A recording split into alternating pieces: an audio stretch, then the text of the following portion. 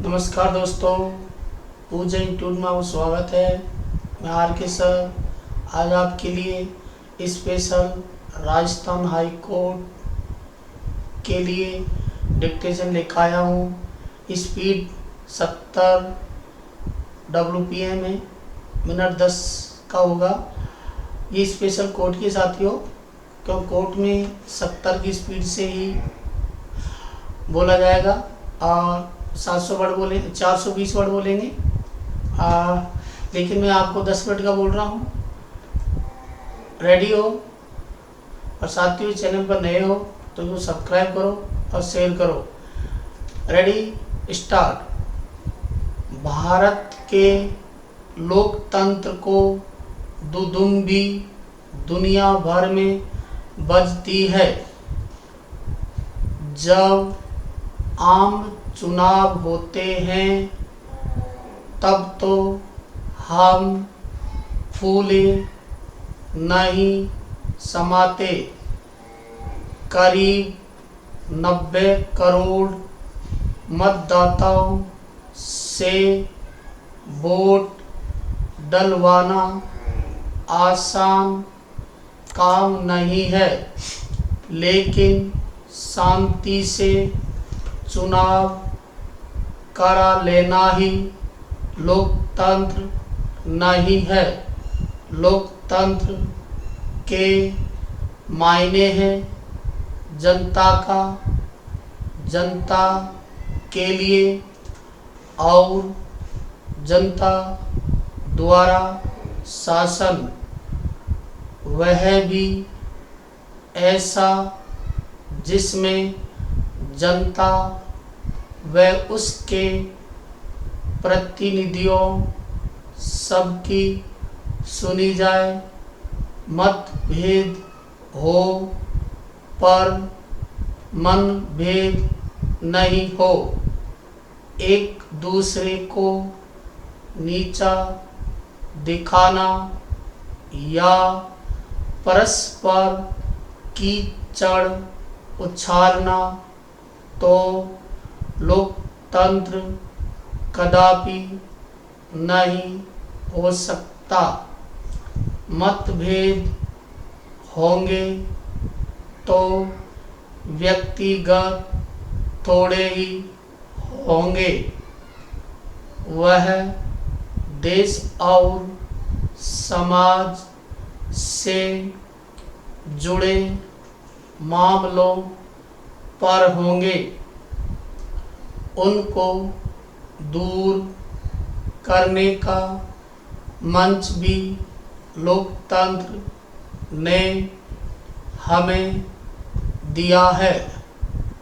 जनता के वोटों से चुनी विधायिका के रूप में वहाँ बैठो व मतभेद दूर करो, और यदि वहाँ भी वह दूर न हो तब बहुमत से निर्णय का रास्ता हमारे पास है। लेकिन वह आखिरी रास्ता है। लगता है इन दिनों यही रास्ता हमारे राजनीतिक दलों को सबसे ज़्यादा सुहा रहा है। जो जहाँ सत्ता में है वहाँ अपनी मनमर्जी चला रहा है।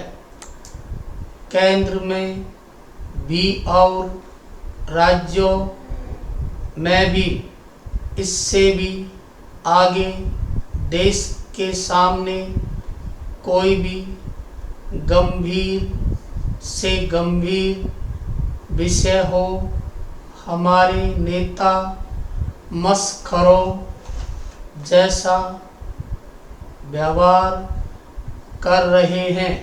पैरा एक दूसरे को नीचा दिखाने के लिए या अपनी चादर को एक दूसरे की चादर से ज़्यादा सफ़ेद दिखाने के लिए वे गड़े मुर्दे ही नहीं उखाड़ते, बल्कि एक दूसरे पर कीचड़ भी उछालते हैं।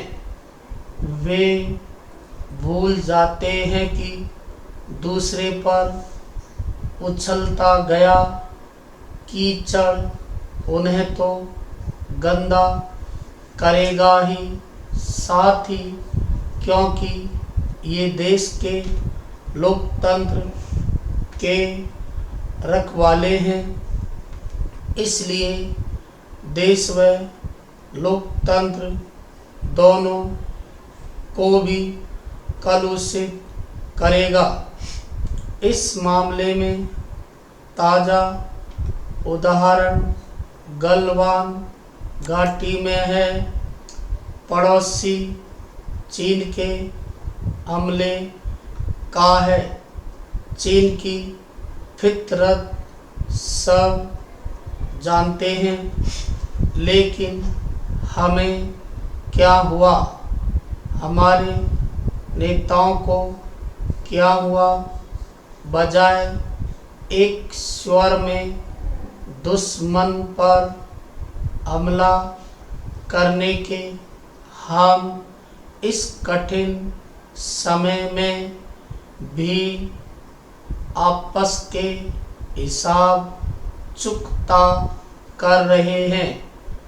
कोई प्रधानमंत्री पर हमला कर रहा है तो कोई राहुल गांधी पर, भाजपा कांग्रेस नेताओं की एक चीन यात्रा का जिक्र कर रही है, तो कांग्रेस जवाब में भाजपा नेताओं की 5 चीन यात्राओं का ब्यौरा दे रही है।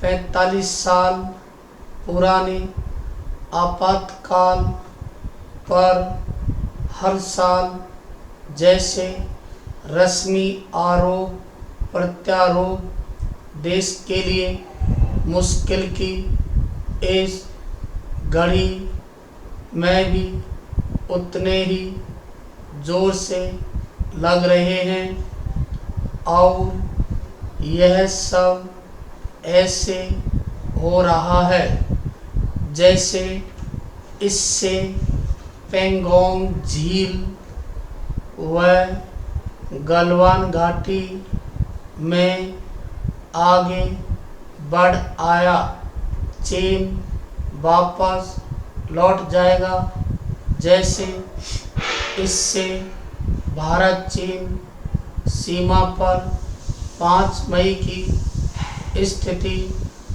लौट आएगी, जैसे इससे परमाणु हथियारों की होड़ में अमेरिका रूस की बराबरी करने में लगे चीन की रफ्तार थम जाएगी, जैसे इससे चीनी माल पर हमारी निर्भरता खत्म होकर व्यापार संतुलन हमारे पक्ष में हो जाएगा। इससे पहले कि हमारे नेताओं की राजनीतिक महत्वाकांक्षाएं देश का कोई बड़ा नुकसान कर दे, उन्हें संभल जाना चाहिए। उनमें से किसी का भी राजनीतिक वजूद इतिहास में तभी दर्ज होगा जब वे देश की चिंता करेंगे, देश के काम आएगी। आज के अपने व्यवहार से तो वे देश का नुकसान ही कर रहे हैं। बोलकर भी और चुप रहकर भी कट्टरपंथी अलगाववादी नेता सैयद अली शाह गिलानी का हुर्रियत कॉन्फ्रेंस से इस्तीफा कश्मीर घाटी ही नहीं समूचे देश के लिए बड़ी घटना है। कश्मीर घाटी में सक्रिय तमाम अलगाववादी संगठनों को मिलाकर बने हुर्रियत कॉन्फ्रेंस से गिलानी का यह अलगाव घाटी के बदले हुए समय को दर्शाता है। पूर्ण